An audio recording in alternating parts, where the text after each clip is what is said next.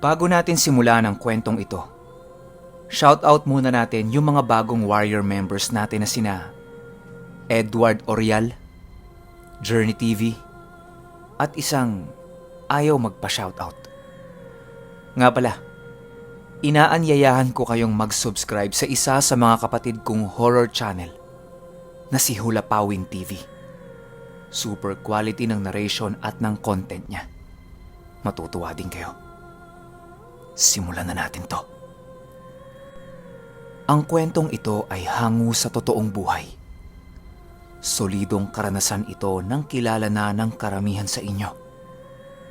Si Johnny. Taong 2010, Batangas.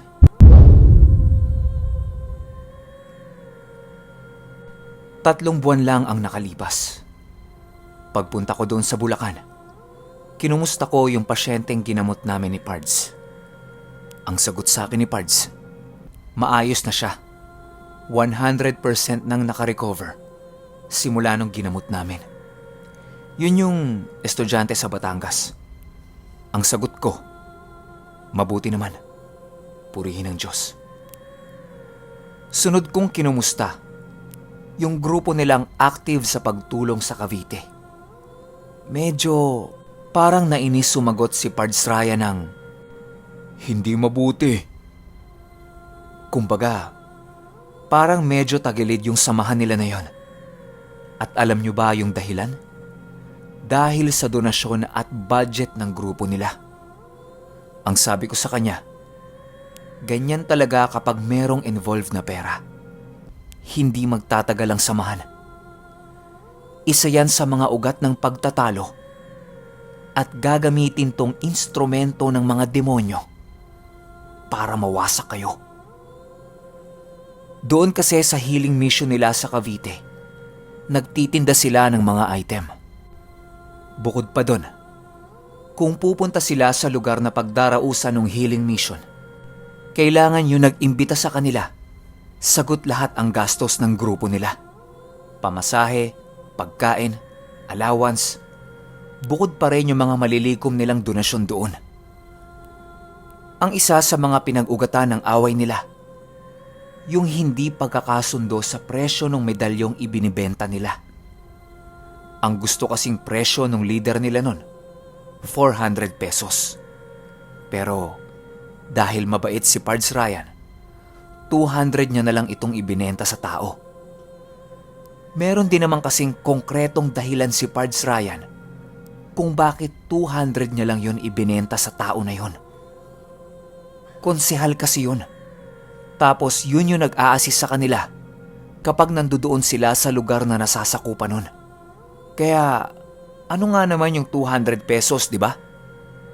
Pero pinagkalat yun ng konsehal sa kanila. Medyo may mga parokyano silang nagtampo.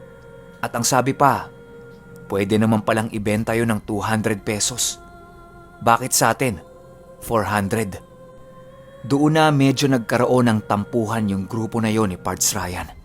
Tsaka, bakit merong karapatan itong si Pards Ryan na magbaba ng presyo? Tapos yung ibang miyembro hindi.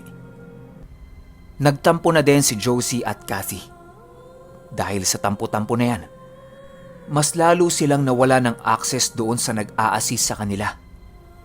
Hindi na nila makontak yon kapag nagsiset sila ng healing mission.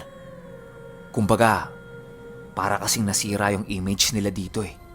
Yun bang, pera-pera lang pala tong grupo na to eh. Tinanong ko naman kay Pards kung kumusta yung mga hawak na estudyante doon. Ang sagot nito, basic pa rin yung mga alam. Ang sagot ko kay Pards, papaanong puro basic lang yung alam? E paano sila makakatulong sa barangay nila? E pareho naman nating alam na walang marunong doon.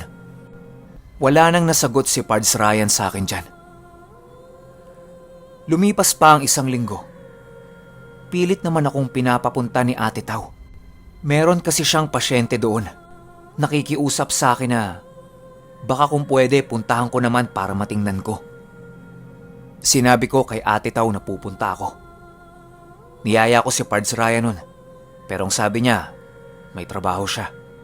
Kaya no choice ako. Nakapangako na ako kay Ate Tao na pupunta ako eh. Gabi pa lang nakila Ate Tao na ako. Kinaumagahan, mga bandang 6:00 yun. Kumatok na yung pasyente sa bahay nila Ate Tao. Agad nila akong ginising kasi nga, ando na yung pasyente. Master, andyan na yung pasyente. Wika ng isa sa mga tao ni Ate Tao. Medyo aantok-antok pa ako nun. Kaya ang ginawa ko, naghilamos, sipilyo, pagkatapos ng mga yan, nagkarga na ako ng matinding puder at bakod. Tiningnan ko kaagad yung pasyente. Agad kong pinakiramdaman sa katawan nito kung ano ba ang problema.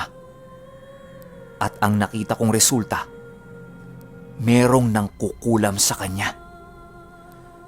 Tulad ng palaging ginagamit ni Tito Jerry, ginamit ko ang pantawag ng espiritong namiminsala. Sabay pako na kaagad gamit ang 4 na buhay na salita para hindi na to makatakas pa. Gamit ang daladala kong San Benito nun, idinikit ko ito sa kanyang daliri. Agad-agad sumigaw ito ng napakalakas at nanginginig yung katawan. Maya-maya pa, nagmamakaawa ito na wag ko siyang sasaktan. Yung antok ko, nawala talaga kaagad. Literal. Kasi, nasigawan ba naman ako ng malakas eh. Pero, mas lalo naman akong ginanahang makipag-usap sa mangkukulam na to. Nagmamatigas. Ayaw makipag-usap. Tapos napakayabang. Ang ginawa ko, pinaslang ko siya gamit ang proseso ng espada ni San Miguel. Nawalan kaagad ito ng malay. Tulad din ng palaging ginagawa ni Tito Jerry, pag-alis nung sumanib o pagkamatay nung nakasanib, agad-agad ko namang tatawagin yung taong sinapian para bumalik ito sa pagiging normal niya. Nung nagising yung pasyente, kahit anong itanong namin dito, wala talaga siyang naaalala sa mga nangyari. Lahat kami, natuklasan namin na pinakulam siya ng kabit ng asawa niya. Pinapapatay siya para lahat ng yaman ng asawa niya doon mapunta sa kabit. Nung tumungtong ang tanghali, bumisita sila. Si Cathy, Josie, Tuper, kapatid nito at si Liniel. Nakiusap silang lahat sa akin na turuan ko sila. Ang sabi ko, kung desidido kayong lahat na matuto, aba, maganda yan. Pero ang kabilin-bilinan ko sa kanilang lahat bago ko sila turuan, kapag kayo ay marurunong na at kaya nyo nang manggamot, wag na wag kayong maniningil ng mga pasyente nyo ni piso. Nagkakaintindihan ba tayo? Sumang-ayon naman silang lahat. At magmula nun, naging tambayan ko na ang Batangas habang tinuturuan ko silang lahat. Ang sabi ko sa kanila, pagkatapos nila sa debosyon, magkita-kita ulit kami. Makalipas ang 49 na araw.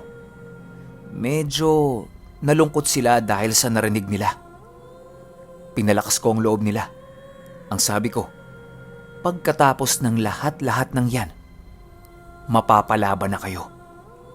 Kailangan niyong magpalakas, manalig, kilalanin ang Diyos, at manampalataya. Pagkatapos ng mga payo kong yan, umalis na rin ako ng Batangas. Lumipas ang 49 na araw. Nagkita-kita kami. Ang sabi ni Josie, may tumawag sa kanyang pasyente. Sinasapian yun. Doon ko na sinabi sa kanya na, ayan na, masusubukan nyo na yung mga gamit ninyo. Dito natin makikita kung sino ba sa inyo ang seryoso at kung sino ang hindi. Kinagabihan, lumakad kaming siyam. Ako, si Josie, Cathy, JR, Liniel, Toper, Alex, Jervin, at kapatid ni Tupper. Pupunta kaming lahat sa pasyente. Kasabay ng bilog na bilog yung buwan ng mga oras na yon. Napapansin ko sa ibang kasama ko na parang natatakot sila. Nag-uusap-usap sila habang naglalakad kami. Ako naman, nananatiling tahimik, nag-iisip, inoobserbahan sila, at pinapakiramdaman ko ang daloy ng hangin. Maya-maya pa, nagsalita na ako. Ang sabi ko sa kanila, paalala lang, nakiusap ako sa itaas na gabayan kayo at siya na ang bahalang mamili kung sino sa inyo ang karapat-dapat na maging instrumento niya para makatulong sa kapwa. Naway, gabayan niya kayo at ingatan. Dedepende ang lahat ng yan kung sino sa inyo ang may matinding pananalig sa kanya. Dumating kami sa bahay ng pasyente. Mga bandang 10:00 na ng gabi yon. Sinalubong kami ng mga nagkukumpulang tao. Ang sabi ng mga ito, sa terrace na lang gamutin yung pasyente. Gawa ng napakasikip sa loob ng bahay nila. Nilabas nila yung pasyente. Si Jenica. Pinaupo namin ito sa monoblock. Tapos tinanong ko yung mga kasama ko. Ang sabi ko, "Oh, sino ang gustong maunang tumingin? Hindi ako mangingialam sa mga gagawin ninyo." Nagulat sila sa tanong ko. Pero parang walang may gusto. Ang gusto nila, ako pa rin yung titingin. Sa puntong yun, ako na ang nagdesisyon. Inutusan ko si Tupper na tumingin. Pero ayaw nitong sumunod sa akin. Nakikita nilang seryoso na ako sa inuutos ko. Pero wala eh. Mga takot kasi. Maya-maya pa, biglang nagsalita yung babaeng pasyente ng, "Ayoko na. Hindi ko na kaya." Pero boses lalaki yon. At bigla itong tumawa ng napakalakas. Sumunod niyan, nagwala na ito sa kinauupuan niya. Yung ibang kasama ko, nakatulala na. Hindi nila alam kung ano ang gagawin nila. Pero si Tupper, Jervin, Josie at Cathy, agad namang pinigilan sa pagwawala yung pasyente. Binilinan ko sila ng, "Oh, yung ulo, ingatan nyo! Baka maumpog sa semento." Hindi pa rin ako umaalis sa pwesto ko habang pinapanood ko sila. Inoobserbahan ko kasi yung pasyente. Kung totoo ba ito o nagpapanggap lang. Baka kasi peke lang yung ginagawa niyang pagwawala eh. Kaya ako naman nasabing peke. Kasi lahat ng tigalpo ng mga tinuruan ko, hindi tumatalab sa pasyenteng may sapi. Imposible yun eh. Gawa ng mga buhay na salita yun. Paulit-ulit pang nagsasalita yung may sanib ng, "Wala kayo! Mga mahihina kayo! Gusto niyong sapian ko ang isa sa inyo ngayon din? Ha?" Umiikot ang ulo nito habang namimili siya ng sasapian niya sa grupo namin. Hinahanap niya ang pinakamahina sa grupo. Maya-maya pa, nagwika ito ng, "JR! Halika dito sandali! JR! Halika dito!" Napaatras si JR. Nanginginig ang mga labi nito habang nakatulala at nakatitig doon sa may sapi. Kasi takang-taka siya. Hindi naman siya kilala nung pasyente. Kaya papaanong nalaman nun ang pangalan niya? Nagtaka rin yung iba kong kasama na sina Josie, Jervin at Alex. Kumbaga, 3 na kagad sa kanila ang nabawas dahil kumala sila sa kanilang pananampalataya. Ang sabi ko sa sarili ko, "Naku, delikado na to ah." Agad akong lumapit sa pasyente. Tapos ang sabi ko dito, "Ako na lang. Sa akin ka na lang sumapi. O kung gusto mo, ako ang kunin mo.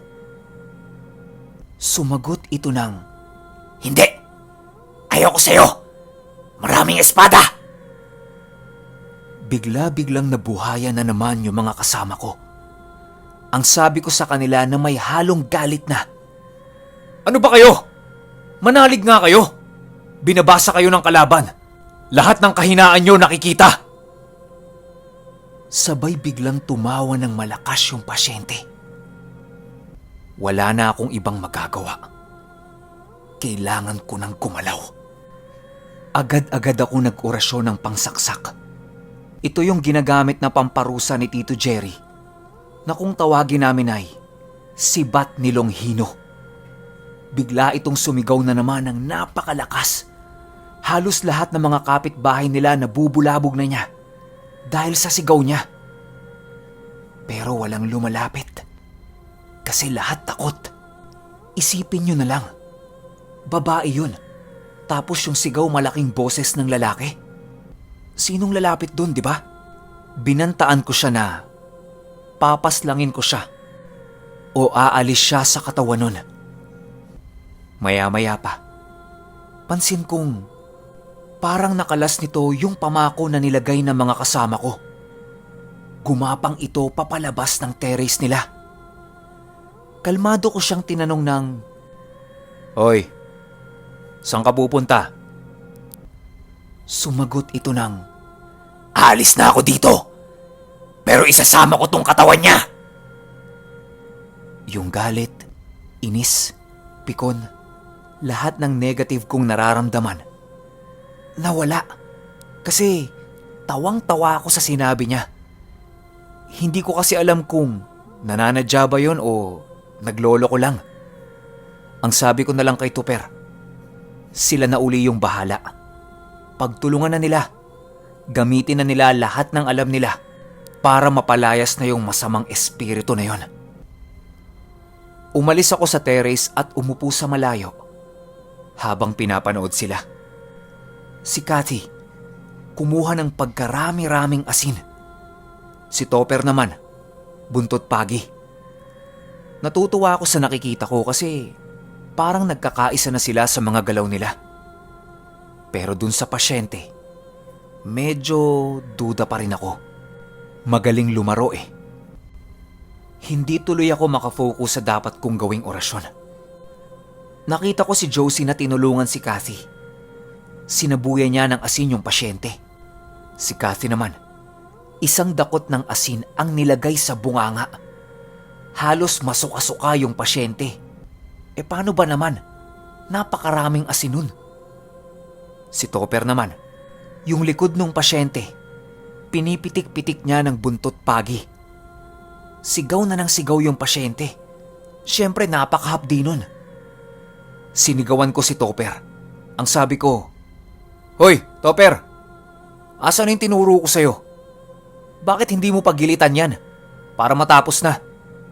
Mamaya, puro pa sana yung katawan ng pasyente." Doon ko napansin na parang natauhan itong si Topper. Sagot niya, "Ay, oo nga pala." Agad siyang nagdasal at inihip sa kamayon. Sabay tinarak niya sa leeg ng pasyente at agad-agad itong hinimatay. Biglang tumahimik ang buong paligid. Lahat kami nun nakatingin lang kay Jenica.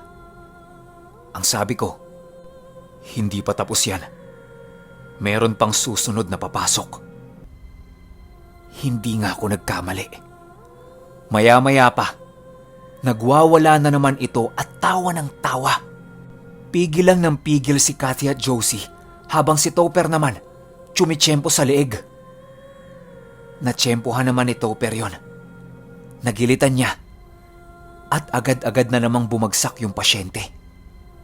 Pero yung pangatlong pumasok sa loob nito, yun na yung pinakamalakas. Pagpasok nito, agad-agad niyang naitulak ng malakas yung mga nakahawak sa kanya. Tapos yung kinarga ni Topper sa kamay niya, wala na. Hindi na nito iniinda.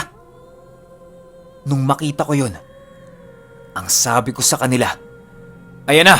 Ayan na! Ayan na yung pinuno! Tabi, tabi, tabi! Demonyo yan! Demonyo yan! Agad-agad kong ginamit yung ginagamit palagi ni Tito Jerry na itak ni Atardar. Mas lalo ko pa itong pinalakas nung kinargahan ko pa ito ng OX. Kombinasyon ko pa dito ang tiyor ng kidlat. At sa kabila kong kamay, iniihip ko ang espada ni San Miguel. Halos mangisay yung pasyente. Ilang segundo lang ang lumipas. Tuluyan na itong nawala ng malay.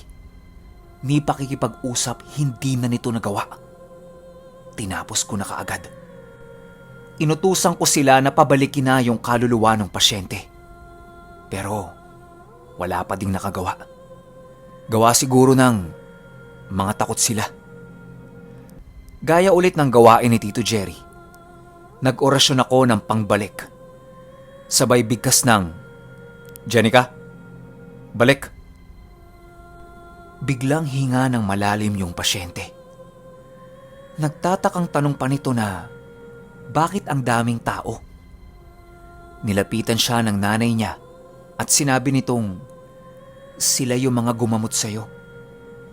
Ang wika ng babae. Ganun ba? Bakit hindi ako makagalaw? Ang sakit sobra ng katawan ko. Sagot ng nanay nito, matagal ka kasing sinapian. Grabeng pagwawala yung ginagawa mo. Tinanong ko yung pasyente kung ano ang kanyang huling naaalala. Ang sabi niya, meron siyang nakitang malaking lalaki na nakatalikod tapos nakasuot ng kulay itim. Nung humarap yun sa kanya, nakita niyang napakarami nitong sungay sa buong ulo nito at pulang-pula ang mga mata. Matapos nun, hindi na niya alam pa yung mga sumunod na nangyari. Simula nung gamutang yon, nabuksan na ang third eye ni Jenica. Pero gumaling naman siya. At di kalaunan, kinuha siya ng isa sa mga tinuturuan ko. Kinuha siya para gawing medium ni Ate Josie. Makakatulong kasi yun sa kanya para mamonitor yung mga nilalang na hindi natin nakikita. Paalala lang po sa inyong lahat, hindi po ako ang nanggagamot. Ginagamit lang po ako ng ating Diyos bilang instrumento niya. Sa Kanya pa rin po lahat ng papuri, pasasalamat, paniniwala, at lahat-lahat ng kakayahang meron ako. Uulitin ko lang po ulit, instrumento lang po ako ng ating Ama. Ito ang pangatlong kwento ko sa channel ni Pinuno. Muli-muli, ako nga pala si Johnny. Okay, opinyon ko sa kwento. Akala ko ito yung kinukwento sa akin noon ni Johnny na nagpapanggap lang. Pero wala naman talagang sapi. Putik yan. Meron pala. Ano bang masasabi ko sa kwento? Okay.